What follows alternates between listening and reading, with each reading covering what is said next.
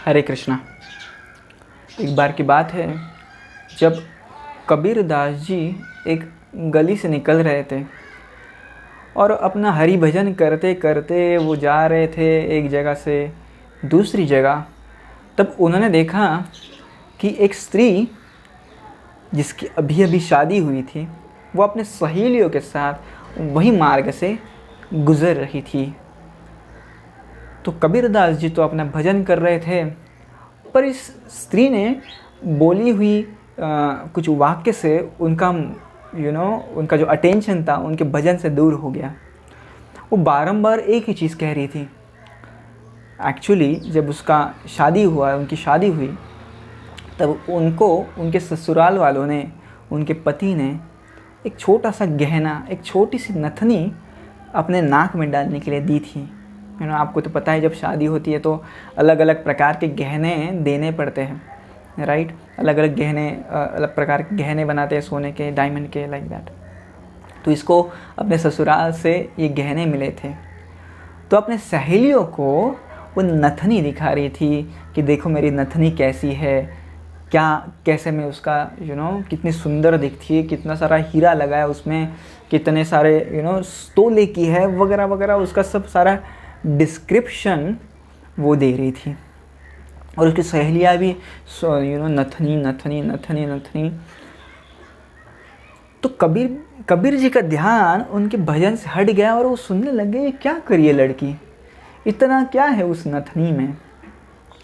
तो वो लड़की तो चालू थी, नथनी मुझे ऐसे मिली, ऐसे किया मैंने उसके साथ, ऐसे बनाई, इतने रुपए की आई, इतने तोले की, नथनी नथनी नथनी नथनी।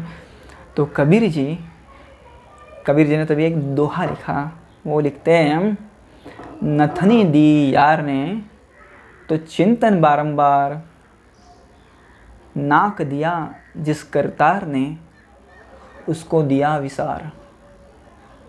तो आप तो it's very easy to understand this दोहा कि नथनी दी यार ने तो चिंतन बारंबार।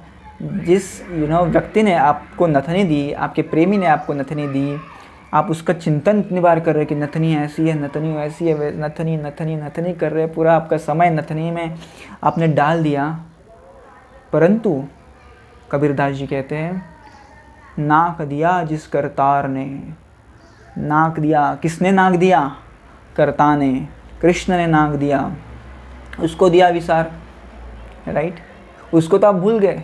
उस नथनी को याद करते करते जिसने नाक दिया था, अरे नाक नहीं रहता तो आप नथनी कहाँ पे पहनती।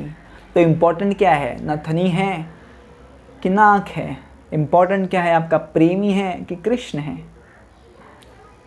तो हमें ये बात समझनी चाहिए। बहुत बार ऐसा होता है कि भौतिक चीज़ों में हम इतने मशगूल हो जाते हैं, we get so much attracted by this material prosperity, material sense enjoyment. तो हम ये भूल जाते हैं कि ये एन्जॉय करने की शक्ति हमें किसने दी है, ये एन्जॉय करने की फैसिलिटी हमें किसने दी है, और हम कृष्ण को भूल जाते हैं। एक चीज़ हमें हमेशा याद रखनी चाहिए कि इतना सुंदर सृष्टि जिसने बनाया है वो कितना सुंदर होगा।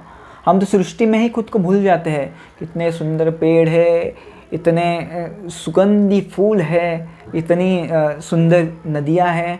हम तो ये सारी भौतिक चीज़ों में ही हमें अच्छा लगता है बेसिकली, पर हम ये भूल जाते हैं कि कृष्ण कितने सुंदर होंगे जिन्होंने ये सब कुछ बनाया। इसलिए कृष्ण 10वें अध्याय में जब उन्होंने अर्जुन को सब कुछ बताया कि मैं ये हूँ, मैं वो हूँ, among this I am this, among that I am that, ऐसा सब कुछ बताया भगवान ने अर्जुन को। और आखिर में भगवान कहते हैं, यद यद विभूति मत्सत्वम श्रीमद् ऊर्जितमेव वा तम तम एवावगच्छत्वम मम तेज अंश संभवः।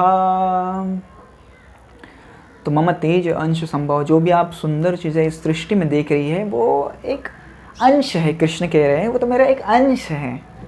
कृष्ण के लिए कोई बड़ी बात नहीं है सारी चीज़ें। कृष्ण आगे कहते हैं, अथवा बहुनैतेन किं ज्ञाते तव अर्जुन विष्टभ्याहमिदं कृष्णम एकांशेन स्तो जगत्। ये पूरा जो जगत है ना, केवल मेरे एक अंश से इसका विस्तार हुआ है, पर वो एक अंश भी हमें कितना आकर्षित करता है, इतना आकर्षित करता है कि हम कृष्ण को भूल जाते हैं।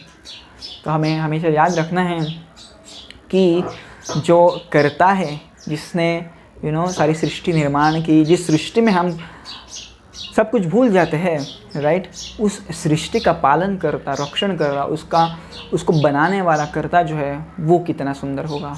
इस सारी चीज़ों का हम विचार करेंगे तो हमें याद रहेगा कि कृष्ण सच में बहुत सुंदर है और हम कृष्ण से हमेशा ग्रेटफुल रहेंगे। धन्यवाद। हरे कृष्णा।